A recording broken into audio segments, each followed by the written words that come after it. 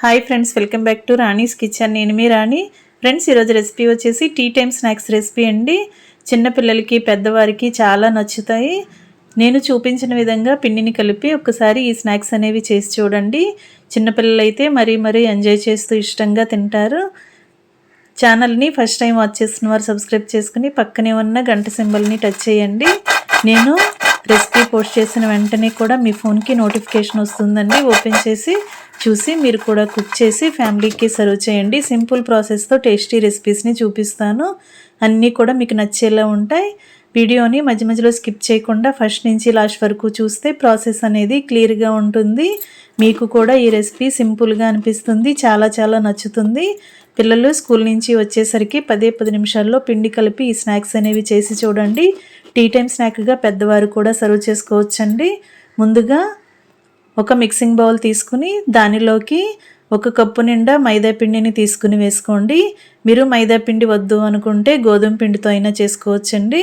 దీనిలో టేస్ట్కి సరిపడా సాల్ట్ వేసుకుని 1 పావు టీ స్పూన్ వరకు వంట సోడా వేసుకుని 1 పావు టీ స్పూన్ వరకు వాము వేసుకోండి. అలాగే కలోంజీ సీడ్స్ అండి 1 టేబుల్ స్పూన్ వరకు వేసుకోండి. ఉంటే వేసుకోండి, లేదంటే స్కిప్ చేసేయచ్చు. అలాగే 1 టేబుల్ స్పూన్ వరకు ఆయిల్ పోసుకుని మనం వేసిన ఇంగ్రీడియంట్స్ అన్నీ కూడా పొడి ఇంగ్రీడియంట్స్ అన్నీ కూడా ముందు పిండికి బాగా కలిపి మనం వేసిన ఆయిల్ అంతా కూడా పిండికి బాగా పట్టేలా పిండిని వేళ్లతో బాగా రఫ్ చేస్తూ కలపాలి. పిండి అనేది ఉండ చుట్టినట్లయితే ముద్దలాగా వచ్చింది కదా, ఆయిల్ అనేది కరెక్ట్గా సరిపోయిందండి. పిండి పొడి పొడిలాడుతున్నట్లుంటే మరి కొంచెంగా ఆయిల్ని అప్లై చేసి ఆయిల్ కలుపుకొని కొంచెంగా వాటర్ని పోసి ఇలా పిండిని సాఫ్ట్గా కలుపుకోండి.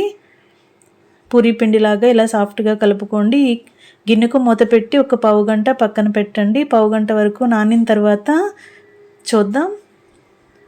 పావు గంట తర్వాత చూసినట్లయితే పిండి అంతా కూడా బాగా నాని ఉంటుంది. ఇప్పుడు పూరీ పీట తీసుకుని మనం కలిపి పెట్టుకున్న పిండి ముద్దని చిన్న ముద్దల్లాగా కట్ చేసుకోవాలి. ఇలా చిన్న బాల్స్ లాగా డివైడ్ చేసుకుని పూరీ పీటకి పొడి పిండిని అప్లై చేసి ఒక్కొక్క పిండి ముద్దని కూడా పూరీలాగా ఒత్తుకోవాలి. ఫ్రెండ్స్, ఛానల్ని ఫస్ట్ టైం వాచ్ చేస్తున్న వారైతే రన్ అవుతున్న వీడియో కింద రెడ్ కలర్లో సబ్స్క్రైబ్ ఆప్షన్ ఉంటుంది కదా, దానిని టచ్ చేసి ఏఎల్ఎల్ ఆల్ అనే బెల్ ఐకాన్ని కూడా యాక్టివేట్ చేయండి. నేను రెసిపీ పెట్టిన వెంటనే మీ ఫోన్కి నోటిఫికేషన్ వస్తుందండి. ఓపెన్ చేసి చూసి మీరు కూడా కుక్ చేయండి. పూరీ చేసిన తర్వాత మనం చాకుతో ఇలా నేను చూపించిన విధంగా కట్ చేసుకోవాలండి. పూరీ మొత్తాన్ని కూడా ఇలా చిన్న పీసెస్గా నేను చూపించిన విధంగా కట్ చేసుకోండి. వీడియోలో చూపించిన విధంగా కట్ చేసుకుని మనం ఈ స్నాక్స్ అనేవి చేయబోతున్నాం. రెసిపీని పూర్తిగా చూడండి, క్లియర్గా అర్థమవుతుంది. మీకు కూడా ఈ రెసిపీ బాగా నచ్చుతుందండి. స్నాక్స్ అనేవి చాలా టేస్టీగా ఉంటాయి. చాలా సింపుల్గా చేసేసుకోవచ్చు. ఇలా ఒక్కొక్క పీస్ని కూడా నేను చూపించిన విధంగా పైకి ఫోల్డ్ చేసుకోండి. ఇలా మడత పెట్టుకోండి.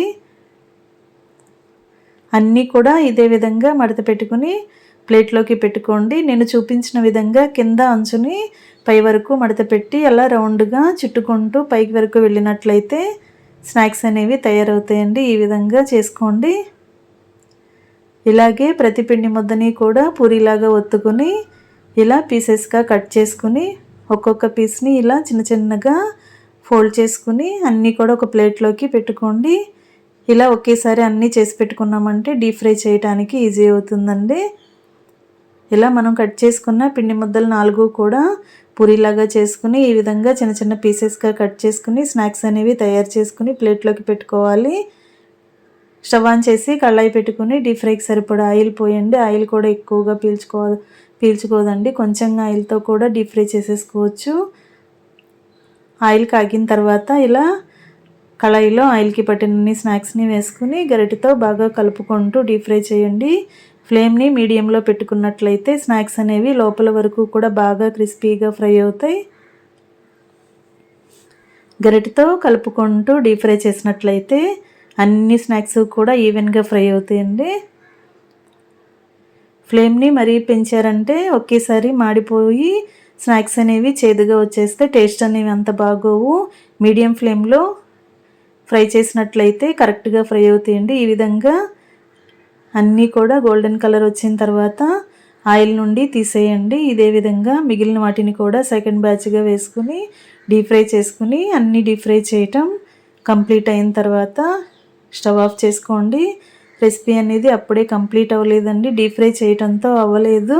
మీరు చివరి వరకు చూడండి. కొంచెం మసాలాని కూడా కలిపి వీటికి అప్లై చేస్తాను. టేస్ట్ అనేవి మరింత పెరుగుతాయి. అన్నీ కూడా డీప్ ఫ్రై చేయటం కంప్లీట్ అయిన తర్వాత స్టవ్ ఆఫ్ చేసుకుని స్నాక్స్ అన్నీ కూడా ఒక ప్లేట్లోకి తీసుకోండి. ఇప్పుడు చివరిగా మసాలా పొడిని యాడ్ చేసి మనం సర్వ్ చేసుకోవాలండి. చిన్నపిల్లలైతే ఇలా డైరెక్ట్గా కూడా సర్వ్ చేసుకోవచ్చు. పొడి మసాలా ఏమీ లేకుండా ఇలా తిన్నా కూడా చాలా చాలా టేస్టీగా ఉంటాయి. మనం కలోంజీ సీడ్స్ యాడ్ చేసాం కదండి, స్నాక్స్ అనేవి మరింత రుచిగా ఉంటాయి. మనం తింటున్నప్పుడు పంటికి తగులుతూ టేస్ట్ అనేది చాలా చాలా బాగుంటాయి. ఈ విధంగా అన్నీ కూడా డీప్ ఫ్రై చేయటం అయిన తర్వాత ప్లేట్లోకి తీసుకుని స్టవ్ ఆఫ్ చేసేసుకున్నాం కదా. ఇప్పుడు ఒక గిన్నెను తీసుకోండి, ఒక బౌల్ తీసుకుని దానిలోకి నేను చూపించిన ఇంగ్రీడియంట్స్ అన్నీ యాడ్ చేయండి.